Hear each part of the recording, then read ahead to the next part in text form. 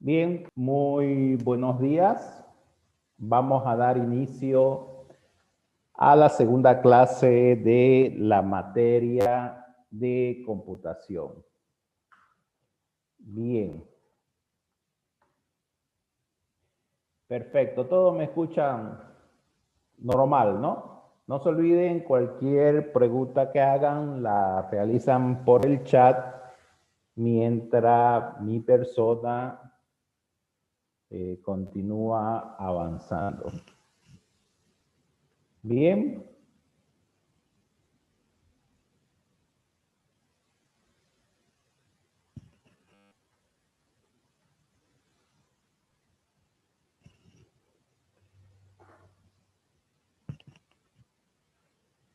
Continuando con la historia de la informática, hemos estado viendo algunos fundadores o padres de la computación, ¿no?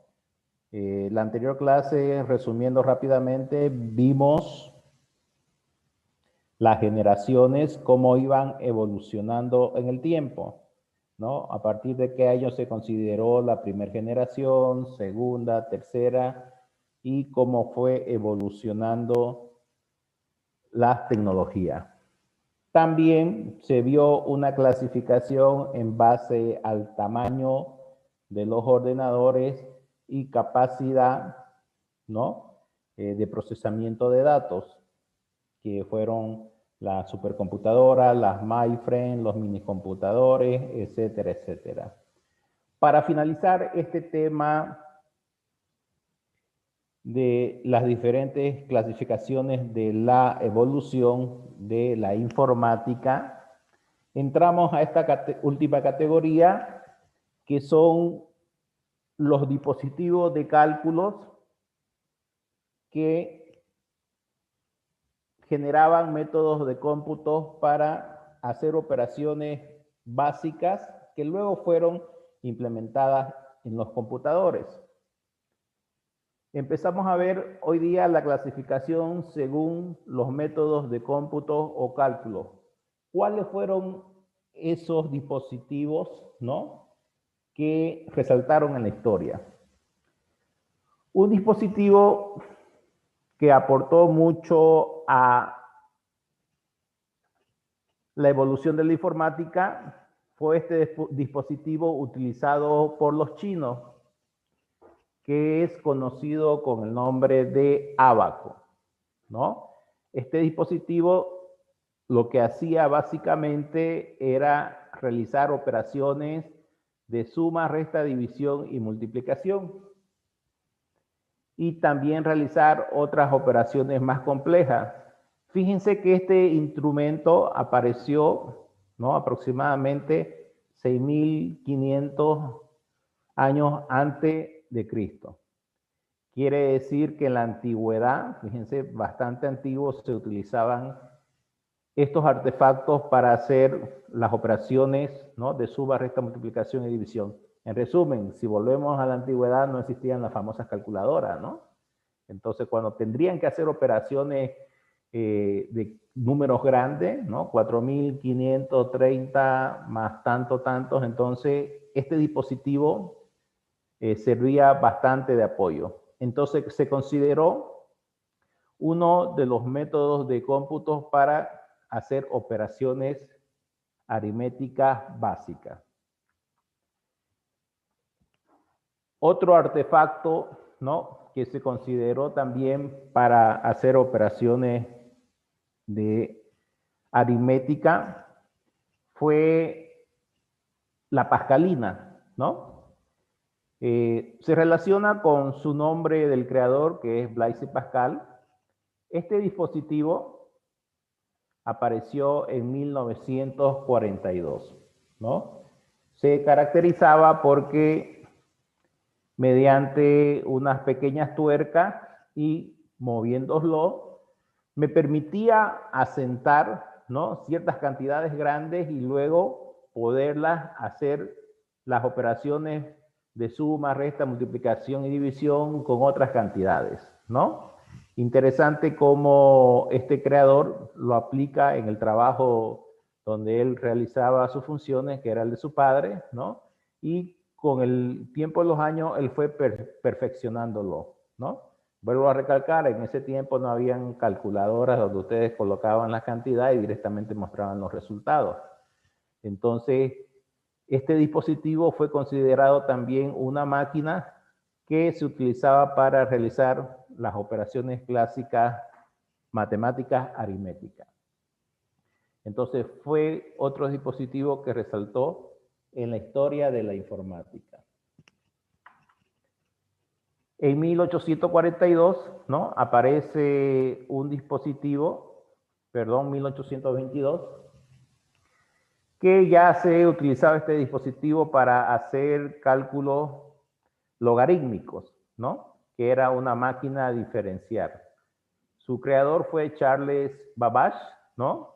Y fue el que implementó esta máquina ya para empezar a hacer cálculos más complejos, cálculos científicos, ¿no? Y fíjense que era una máquina bien práctica, ¿no? De un tamaño amplio que lo utilizaban para, como le dije, para el cálculo avanzado de las ciencias matemáticas. Y luego en 1944 se considera que aparece la primera calculadora, ¿no? La primera calculadora que me permitía realizar procesamiento de datos a gran velocidad y gran cantidad de información. El creador de este dispositivo, ¿no? Fue Howard Aiken y se le denominó el nombre de Mark I. Entonces, si ustedes van a YouTube y buscan en la historia, fíjense que estos dispositivos son los que resaltan en la evolución de la informática. Entonces, con eso estamos cerrando el ciclo de cómo fue evolucionando la informática en el tiempo.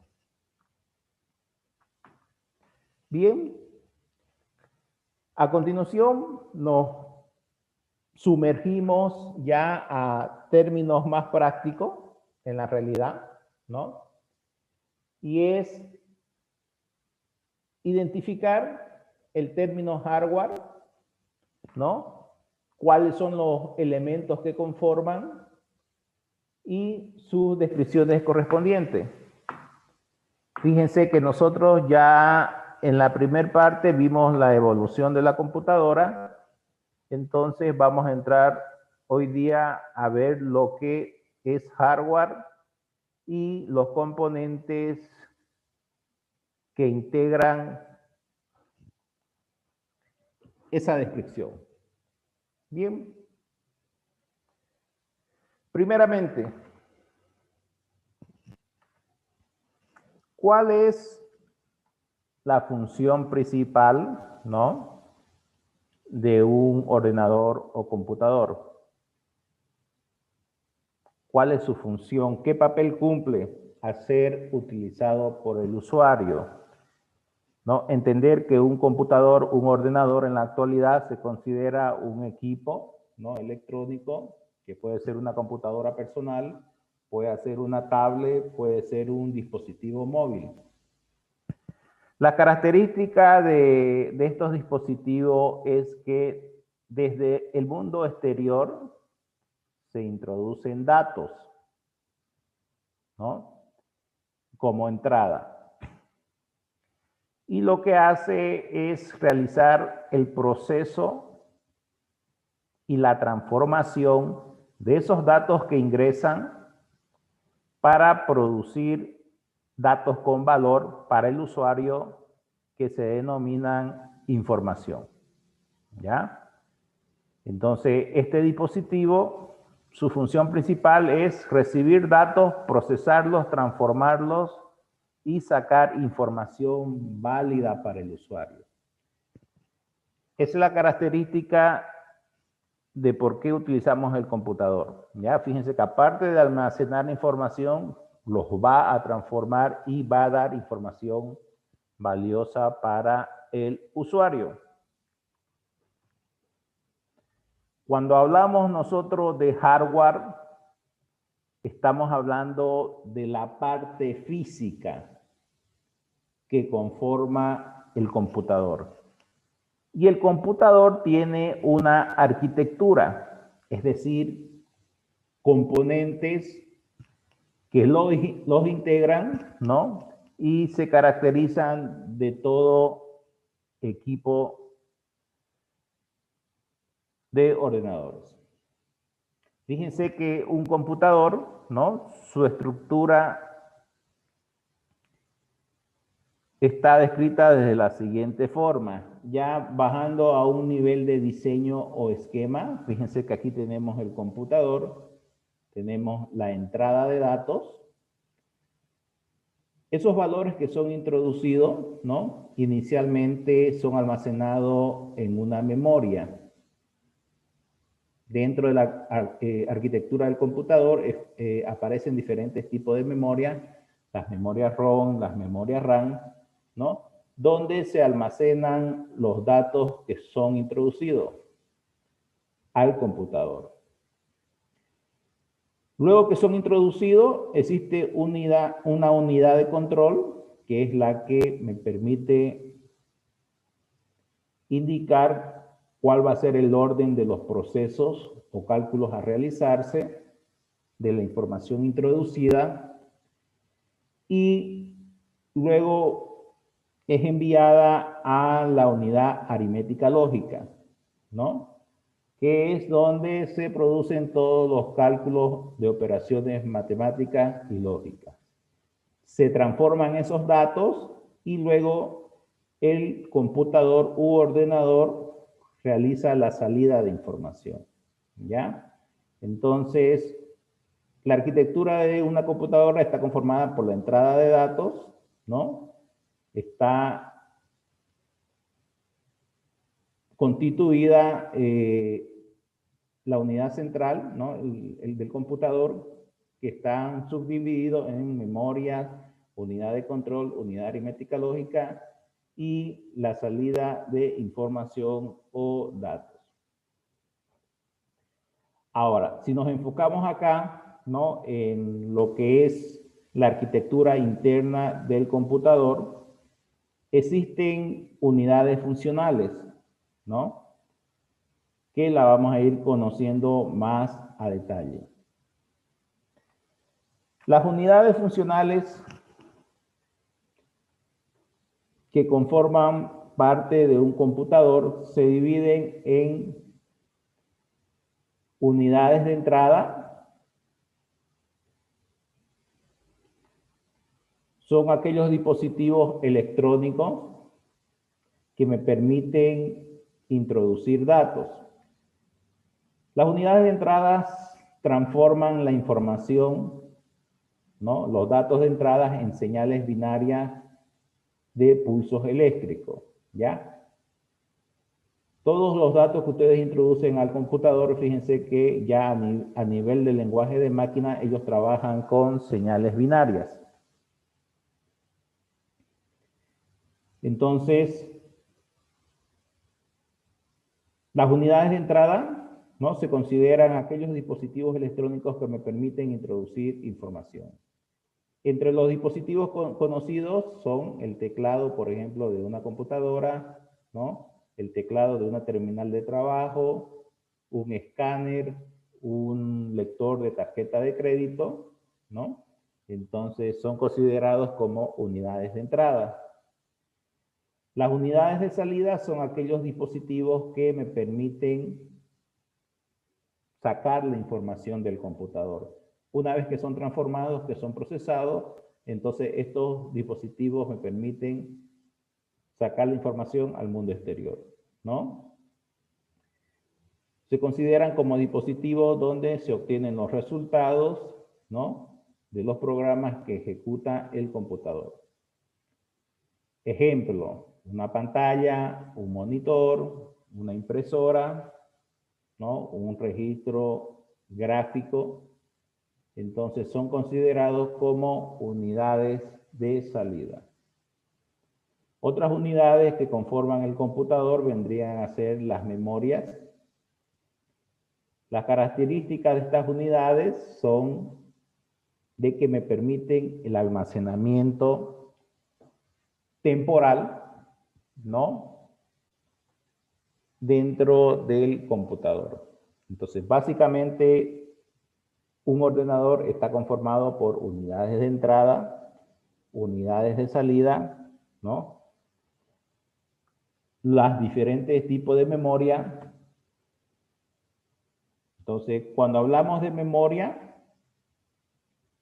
el computador está conformado por las memorias principales y las memorias secundarias. Las memorias principales son aquellas donde se carga la información introducida desde afuera y se procesan a gran velocidad, ¿no? Se conectan y trabajan en vinculación con la unidad de control y la unidad aritmética lógica, ¿no? Es decir que en estas memorias principales es donde se procesan y se obtienen los resultados que necesita el usuario. Internamente la memoria principal, ¿no?, está subdividida en memoria ROM y memoria RAM. Memoria ROM son aquellas memorias que solo pueden leer información, ¿no? Y la memoria RAM es donde se puede leer y escribir, ¿no? Se puede ir reemplazando conforme la información se vaya utilizando. Y luego aparecen las memorias auxiliar o secundarias o externas, ¿no? Que son pequeños dispositivos que también se permiten para el almacenamiento de información, ¿no? Aquí, por ejemplo, para guardar una memoria secundaria vendría a ser aquellos dispositivos donde se guardan masivamente información. Por ejemplo, los discos duros, la cinta, los discos ópticos, los flash, las memorias que se conectan por el puerto USB, los flash memory, entonces son consideradas como memoria secundaria o memorias internas, ¿ya? Y dentro del computador, las memorias principales son aquellas que caracterizan cómo están conformadas los equipos correspondientes. O sea, cuando ustedes van a comprar una computadora, le dicen, ¿cuánto quiere de memoria? 8 GB, 4 GB, 12 GB, 16 GB. Entonces, ese término hace referencia acá, a la memoria principal, ¿ya? Que es donde más cantidad de almacenamiento de memoria, entonces la computadora va a procesar más información y va a ser más rápida para los cálculos correspondientes. Bien, a nivel interno, fíjense de que aquí me muestra un diagrama de la memoria principal, cómo son almacenados los datos. Ustedes cuando introducen información desde el exterior, el equipo lo que hace es guardar la información con pulsos eléctricos y los transforma en su código binario, que son los ceros y unos, ¿no? Cuando ustedes están cargando una planilla de Excel, un documento de Word, están haciendo una imagen, todo eso internamente el computador lo que hace es grabarlos con señales de 0 y 1, ¿ya? Entonces lo que hace él es una transformación, una digitalización en sus códigos, que son los bits, los 0 y 1. Entonces, esa información es guardada en direcciones, ¿no? Cada valor que ustedes ingresan, una letra, un número, eso va a la memoria y se registra en ciertas posiciones de la memoria. Y luego lo que hace, como les dije, si ustedes quieren hacer alguna operación de cálculo, él directamente compara y obtiene los resultados y también los almacena. Dentro de la memoria, ya, dentro del equipo interno, existe la unidad aritmética lógica. La unidad aritmética lógica, ya, es el área donde se realizan todos los cálculos, las operaciones de suma, resta, multiplicación, ¿no? Se ejecutan en esa sección, que es la unidad, como su nombre lo dice, aritmética lógica, ¿no? Y también trabaja con operaciones de lógicas que me permiten la comparación de cantidades, valores numéricos, como también aplica la lógica del álgebra de Boole, ¿no? Entonces, me permite realizar los diferentes cálculos aritméticos y lógicos dentro de esa unidad. También se denominan unidad de tratamiento o camino o ruta de datos, ya que también me permite almacenar mediante registros y luego poder operarlo, ¿ya?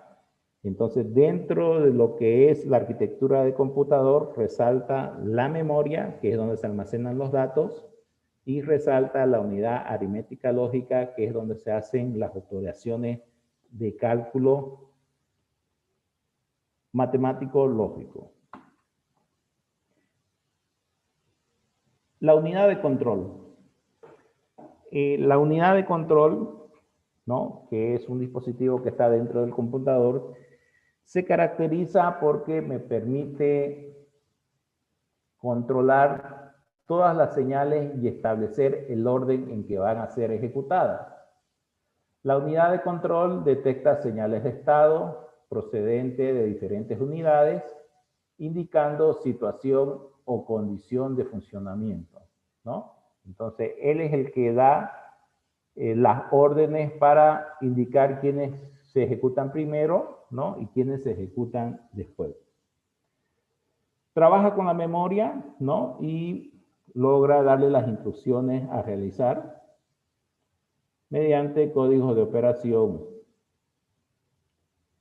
Entonces, en resumen, esta unidad me permite monitorizar y controlar todas las operaciones e instrucciones que se van a realizar en el equipo, ¿no? Además, la unidad de control internamente tiene un reloj que genera los pulsos, los tiempos, ¿ya? Y ese reloj trabaja con una frecuencia que se mide en segundo o megahertz, que es la frecuencia con el cual establece el tiempo en que van a ser ejecutadas las órdenes dentro del computador. Entonces, eso es un poco haciendo referencia a la arquitectura de computador. Entonces, tenemos las unidades de entrada, que es la que me permiten ingresar información. Internamente tenemos la memoria, la unidad aritmética lógica, la unidad de control, y tenemos los dispositivos de salida que me permiten sacar información. Entonces, toda arquitectura trabaja con estos componentes.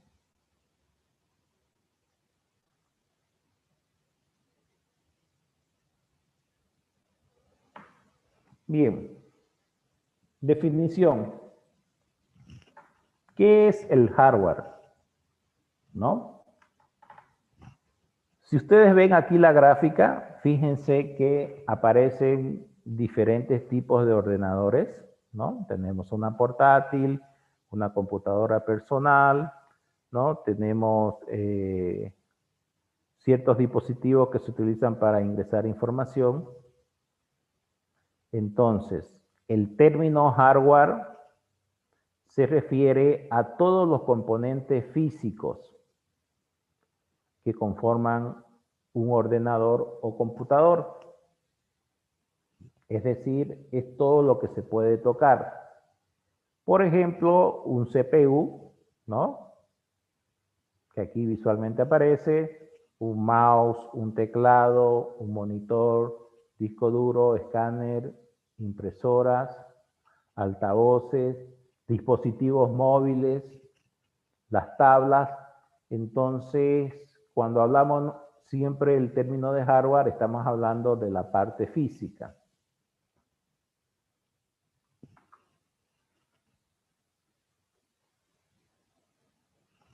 Bien. Si estamos hablando de la parte física, ¿qué es un periférico? ¿Ya? Un periférico es un dispositivo físico que conforma el hardware, ¿no?, de un computador y contribuye, ¿no?, a que todas las tareas que el usuario necesita van a ser utilizados estos dispositivos. De acuerdo a la función de cada periférico, estos periféricos se clasifican en 3 tipos, ¿ya? Que lo vamos a ver ahorita, que son los periféricos de entrada, periféricos de salida y periféricos de entrada y salida, que cumplen ambas funciones, ¿ya? Conozcamos el primer grupo o el primer tipo de periférico. Los periféricos de entrada. Los periféricos de entrada o las unidades de entrada, ¿ya?, son aquellos que me permiten, son aquellos dispositivos electrónicos que me permiten introducir información. Por ejemplo, un teclado me permite introducir datos al computador. Un mouse me permite introducir órdenes al computador, ¿no? Un escáner me permite introducir información digitalizada al computador. Un micrófono también me permite introducir información de tipo audio al computador. Entonces, cuando hablamos de periféricos y de entrada, se refieren a aquellos dispositivos físicos que me permiten introducir datos para ser procesados en el ordenador. Ese es el primer tipo. El otro son los periféricos, ¿ya?, de salida. Los periféricos de salida o dispositivos de salida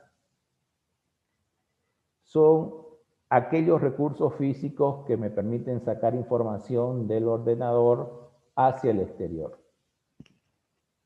Un ejemplo de periférico de salida vendrían a ser las impresoras, ¿sí? Es información física que sale afuera, imprimida en papel, ¿no? Las bocinas también son consideradas, o parlantes, ¿no?, como unidad de salida. Un proyector también es considerado como un dispositivo de salida, ¿no?, porque proyecta hacia afuera. Y también un monitor. Cuando hablamos de periféricos de salida, no es más que dispositivos físicos que me permiten sacar información, ¿sí?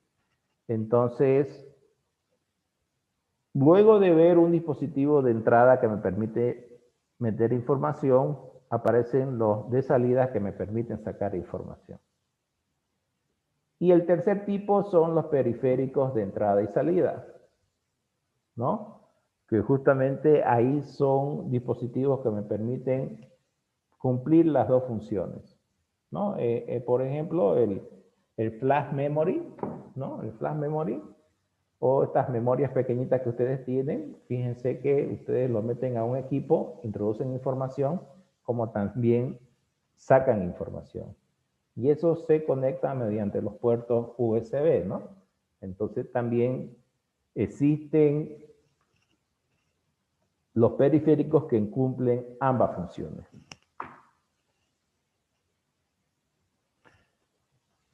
Los tercer tipo, periféricos de entrada y salida.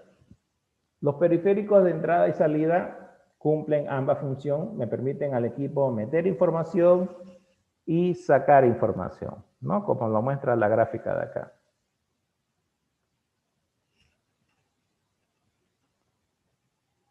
Ejemplos de periféricos de entrada y salida. Una cámara digital, ¿no? Fíjense que en una cámara ustedes pueden reproducir información, meterla en computador, convertirla y luego volverla a sacar ya para hacer la distribución correspondiente.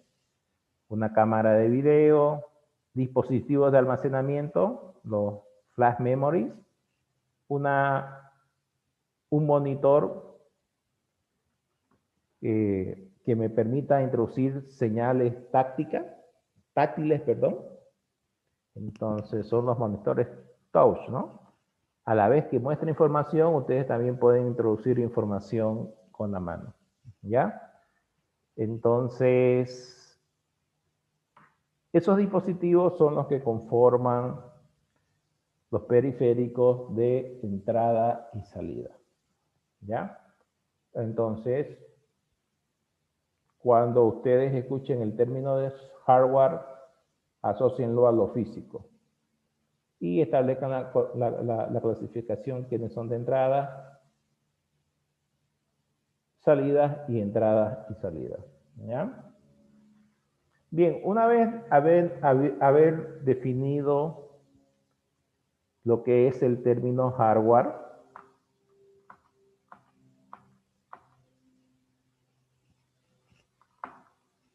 entramos a lo que es la definición de software, ¿no?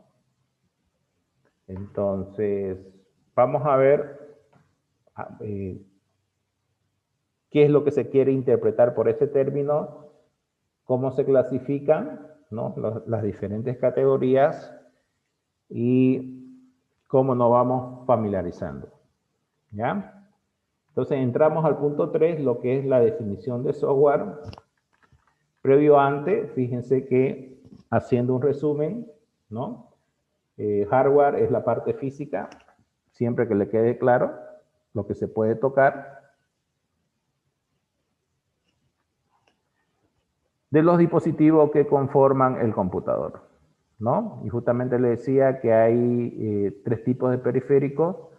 Los periféricos de entrada que me permiten introducir información, ¿no? Periféricos de salida, periféricos de entradas y salidas y dispositivos que realizan el procesamiento, ¿no? Que son los procesadores donde está la unidad aritmética lógica y la unidad de control. Eso es un resumen. Bien, entremos ahora a lo que es el software. Según la definición, cuando hablamos de software, ¿no? Estamos hablando del conjunto de programas, instrucciones y reglas informáticas que permiten ejecutar las tareas de un computador. Es decir, son todos los programas que están internamente y ejecutan las instrucciones que le pide el usuario, ¿ya? Entonces, abarca todas las aplicaciones informáticas, ¿no? Como ser procesadores de textos, ¿no? Los programas para hacer cartas, las hojas de cálculo, programas para hacer planillas, editores de imágenes, ¿sí? Software que se utiliza para hacer gráficos, diseño de gráficos, juegos, games, ¿no? Y diferentes aplicaciones abocadas a diferentes rubros de la industria, ¿no? Programas contables, programas de banco, aplicaciones, app. Entonces, en resumen, software son todos los programas que están dentro del equipo, del computador. Es lo que no podemos tocar, solo podemos ver, digamos, ¿no? Ahora, el software se subdivide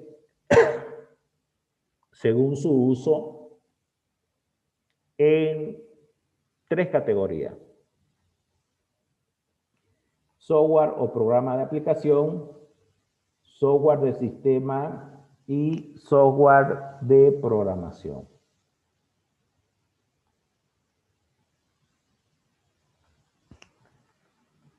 Bien.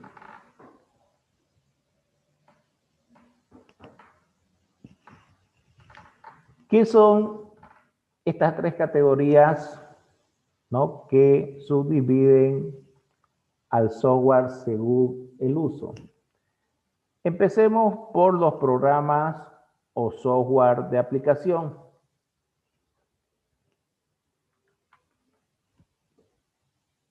Los software de aplicación son todos los programas, ¿no?, o paquetes diseñados para facilitar la realización de tareas para el usuario en el computador. Son conocidos como aplicaciones ofimáticas. Por ejemplo, Excel, que es un programa para hacer planillas u hojas de cálculo, está dentro de esta categoría, ¿no? Software de aplicación. Los programas para hacer documentos, ¿no? Cartas, currículum,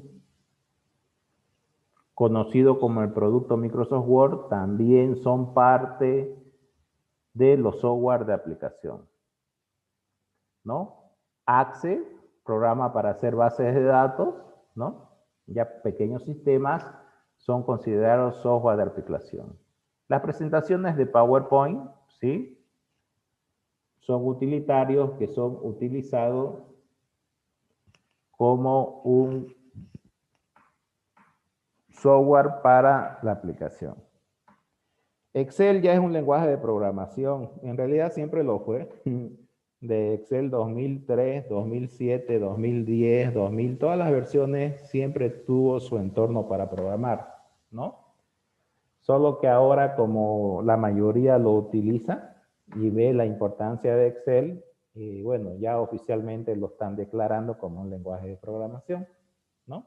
Pero de versiones anteriores tuvo su editor de Visual Basic. ¿Ya? Está bien, sí, oficialmente ya es conocido, más sobre todo para darle el alcance de que la gente o los usuarios normales pueden programar, ¿no? Bien, entonces, software de aplicación. Los software educativos también están dentro de esta categoría, ¿no? Editores de música, programas contables, ¿no? Software para la banca, para la medicina. Entonces, como dice acá, el software de aplicación está diseñado para realizar tareas por el usuario en el computador. Llega la persona, lo utiliza, carga sus datos, los procesa y obtiene los reportes o los resultados y cumplió con su función. ¿Qué son los software de programación? ¿No? Eso es lo que van a ver desde el primer año ustedes. Es lo que, como dice, van a comer en el desayuno, almuerzo y cena. Bueno, para aquellos que estudien informática y sistemas, ¿no? Hasta en telecomunicaciones también ven los primeros años lenguaje de programación. ¿Qué son los lenguajes de programación o los software de programación? Un software de programación, ¿no?, es un tipo especial de software que nos permite crear, desarrollar y programar aplicaciones que necesitan las empresas o los usuarios, ¿ya? La característica de estos lenguajes de programación es que me permiten darle órdenes al equipo y crear sistemas, ¿no?, para ser utilizados por otras personas. Los lenguajes de programación más conocidos, ¿no? Está el lenguaje Java, muy potente. Lenguaje de programación en entorno web, ¿no? HTML en su versión 5, PHP, MySQL. Tenemos los lenguajes de programación de Microsoft con la tecnología .NET, sus competencias, que es Oracle, ¿no? Y otras aplicaciones que me permiten crear software. A modo de darle un poco de recomendación a aquellas personas que van a estudiar informática y sistemas, es bueno que se entren a unos cursitos de programación. Hay cursos en Udemy y otras plataformas para que vean, ¿no?, a lo que se están involucrando. porque esto, como le dije, desde el primer año ustedes lo van a ver. Y también para que se den cuenta si tienen las actitudes y les encanta este entorno que son los software de programación. ¿Ya? Para que vayan conociendo un consejo. No es difícil, sino que es bien creativo utilizar estas plataformas. Entonces, haciendo un resumen, primero estamos viendo los software de aplicación, ¿sí? Y ahora los software de programación. También pueden hacer cursos de páginas web, ¿no?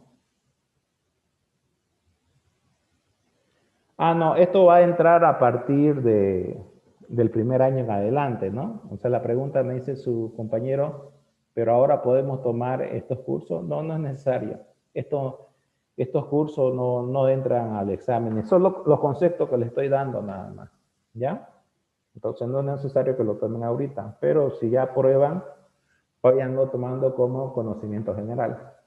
Pero también lo pueden tomar, ¿no? Tienen todo el día para estudiar, si en el caso tienen disponibilidad de tiempo, ¿ya?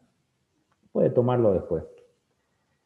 Bien, una vez conocidos los software de programación, aparece otra categoría que son los software de sistema.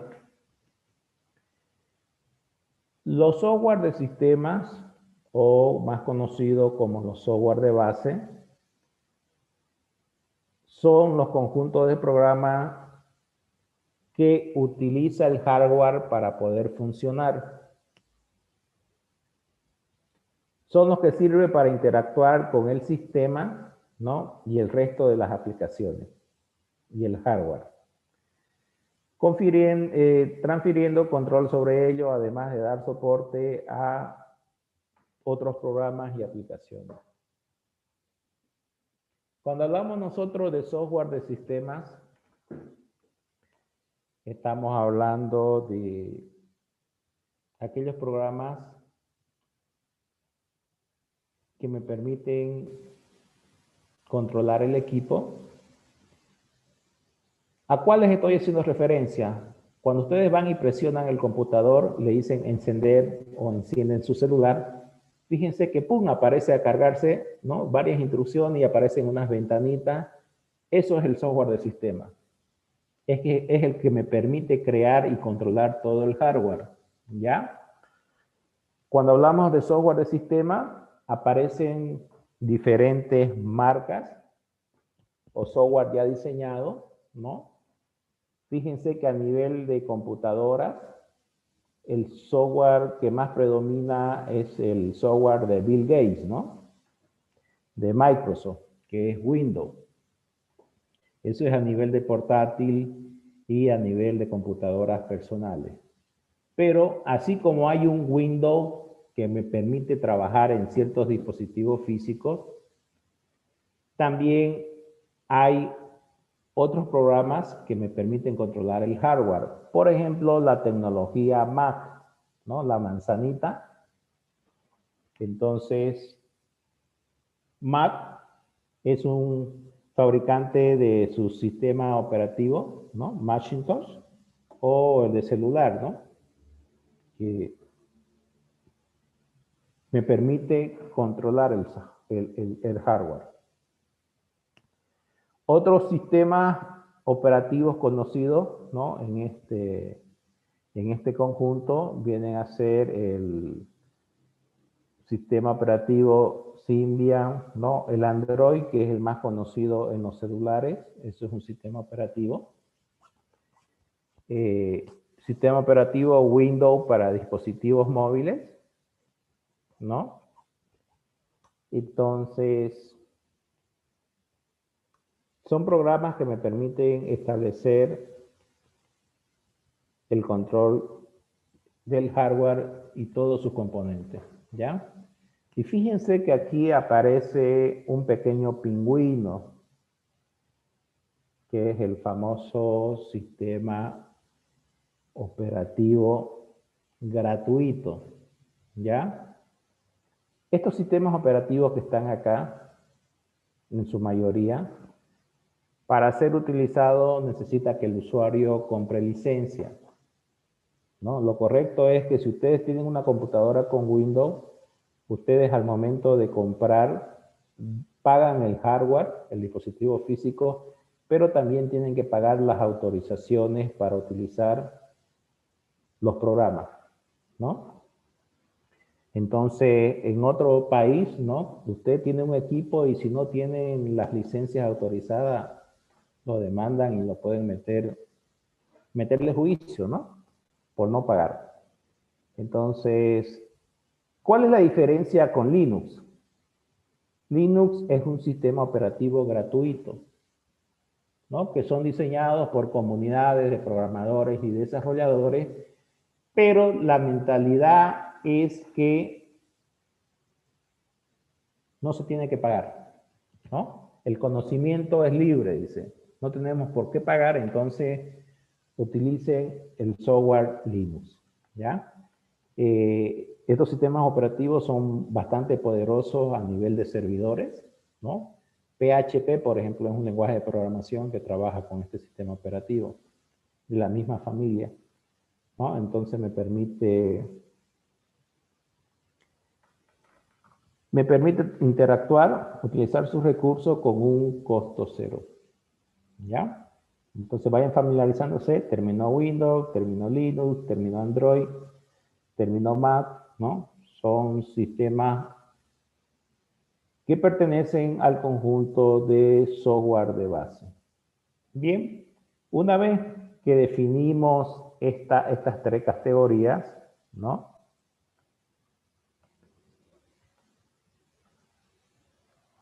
Que es la clasificación de los software.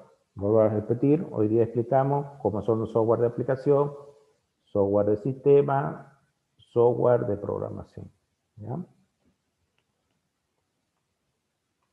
Una vez que lo hemos desmenuzado, fíjense que, bueno, ya aparecen otros programitas que son utilitarios, ¿no? Pequeños programas que realizan unas tareas específicas y me permiten interactuar, ¿no? Por ejemplo, los controladores o drive, ¿no? Son pequeños programas que se utilizan cuando ustedes colocan un dispositivo extra al equipo, ¿no? Y me permiten establecer una funcionalidad entre el hardware y el software, ¿no? Principalmente con el software de base, que son los sistemas operativos. Los controladores o drive son programas que sirven de intermediario entre el sistema operativo, los software de base, y los dispositivos de hardware instalados en el PC para que puedan funcionar eficientemente, ¿ya?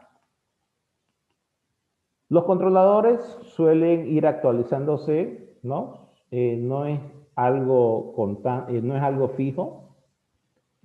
Quiere decir que la característica de estos controladores es que dependiendo del dispositivo siempre van a ir cambiando o actualizándose, ¿ya?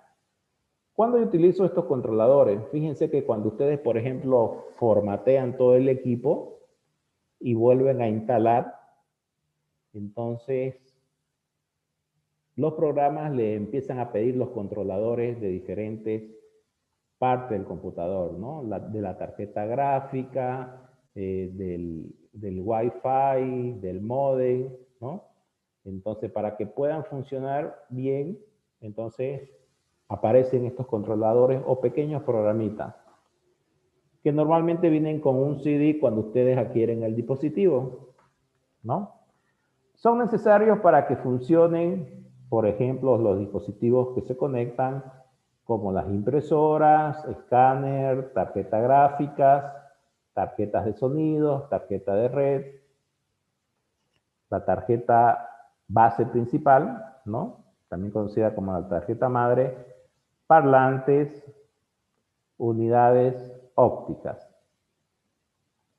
Instalar los drive adecuados es lo primero que hay que hacer al momento de instalar un sistema operativo nuevo, ¿no? Entonces, cuando ustedes formatean un equipo y van a hacer una nueva instalación desde cero, entonces al instalar el sistema operativo, él les va a ir pidiendo los controladores o drive para que pueda funcionar ese dispositivo. ¿Ya? Acá hay otro ejemplo. Cada controlador está creado para un sistema operativo y un dispositivo concreto, ¿no? A veces al instalar, ¿no? Algunos sistemas operativos ya tienen una base de datos de los controladores o drive, entonces ellos los reconocen y sin ningún problema los instalan, ¿no? Ellos mismos y empieza a funcionar bien óptimo. Pero va a ser clarito, si ustedes formatean un equipo y luego quieren utilizar algún dispositivo electrónico y no funciona, le va a salir un mensaje que necesitan los controladores. Ya ustedes los buscan en internet. ¿Ya? Y, por ejemplo, cuando ustedes instalan una impresora nueva, ¿no? Siempre la impresora viene con un CD, un drive, que se lo utiliza para la habilitación de la misma, ¿no? O una tarjeta gráfica, digamos. Cuando ustedes la conectan para tener mejor resolución a nivel de gráficos, entonces se los utiliza. Algunos tipos de drive, ¿no? Para que lo vamos conociendo. Los drive de tipo audio, ¿no? Son instaladores que me permiten hacer que pueda funcionar ese dispositivo, ¿no? Y se conecten con la placa base, con el módem o las tarjetas de sonido correspondientes, ¿ya? Los drive, o sea, los drive de video, que también son instaladores, ¿no? Controladores o pequeños programitas que me van a permitir administrar toda la gestión de los videos y permitir que, por ejemplo, las tarjetas gráficas puedan funcionar y tener una buena resolución de los videos que se están mostrando, ¿no? Otros drive conocidos, ¿sí? Son los drive para tarjetas Ethernet, ¿no? O tarjetas a utilizarse en una LAN, que son aquellos dispositivos que se utilizan para redes, ¿no? Para que los Wi-Fi, los wireless puedan funcionar. Y de la misma forma, los conectores USB, ¿no? Para que puedan ser utilizados, también necesitan de los drives del fabricante, ¿ya? Entonces, siempre a tomar en cuenta que cuando ustedes manejan un equipo, tienen que trabajar con sus instaladores de sus dispositivos que son conocidos como controladores o drive.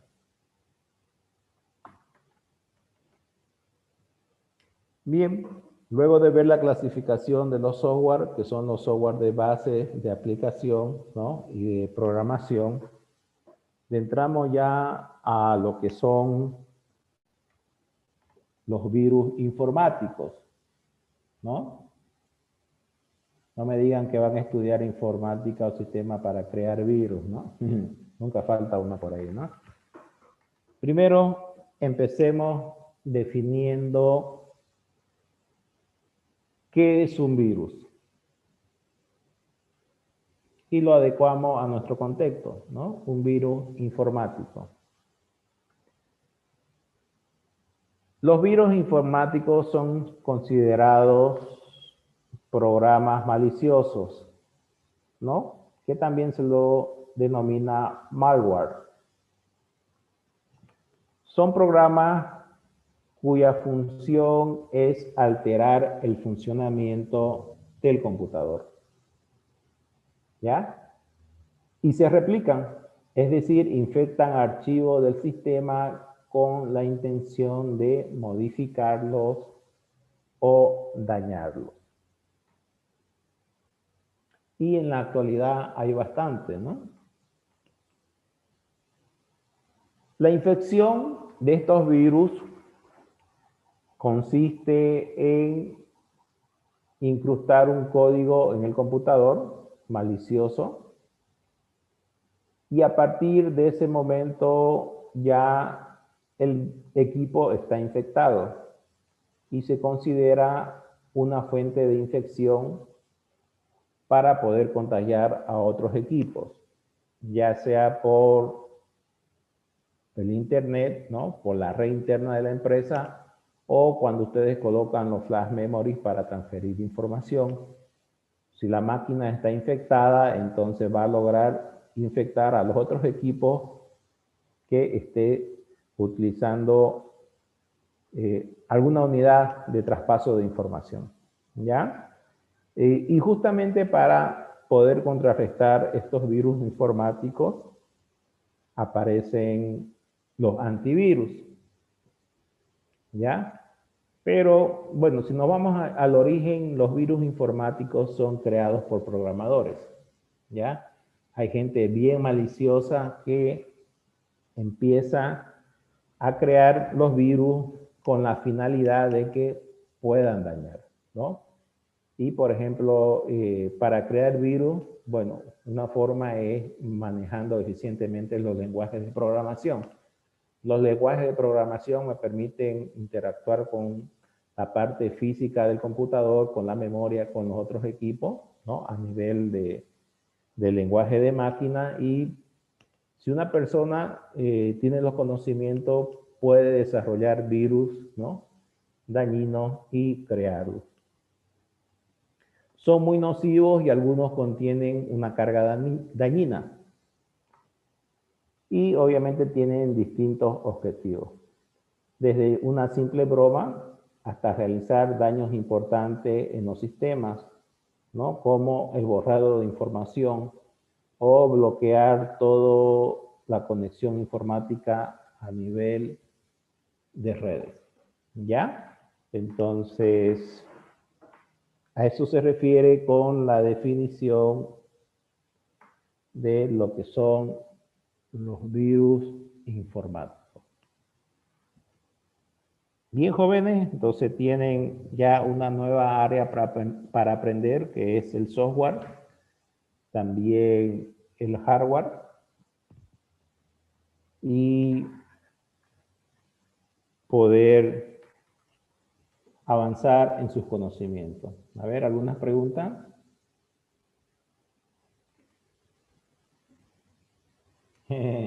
Ya sé qué va a hacer para pasar el PCA, ¿no? ¿Qué va a hacer? ¿Hackear el CPD? Está ahí. Ya, entonces, esta es la segunda clase. Hasta aquí vamos a quedar, ¿ya? Y vayan estudiando estos contenidos. Siempre, por favor, ustedes tienen que ampliar su conocimiento en YouTube o con otra bibliografía, ¿ya? En la Universidad Estatal, aparte de entrar al examen, lo que se explica, también les van a tomar preguntas de conocimiento general, ¿no? O preguntas similares relacionadas con lo que le estamos enseñando. Entonces, se las voy a pasar la presentación hoy día, ¿ya? Al grupo se la voy a enviar ahorita, denme unos 5 minutos. Se la envío para que ustedes vayan estudiando todo este fin de semana. Y obviamente también, como les dije, tienen que darle una plataforma. Seguro se están organizando porque es la primera semana, ¿no? Que los grupos se están abriendo, ¿ya? Entonces, hoy día se la paso la presentación y, bueno, jóvenes, sigamos estudiando. Ok, jóvenes. Bien, ahí vamos a quedar, por favor, ¿ya? Entonces, que tengan un buen fin de semana. La última clase, perdón, es viernes, ¿no? Viernes continuamos con la clase, ¿ya? Listo, jóvenes, un gusto y ahí quedamos. Listo, hasta luego, jóvenes. Vayan a desayunar, los que no han desayunado. Y continuamos con el avance de la siguiente clase. Listo, jóvenes, hasta luego, hasta luego, hasta luego. Nos vemos. Chao, chao. Listo. Gracias. Thank you. Nos vemos.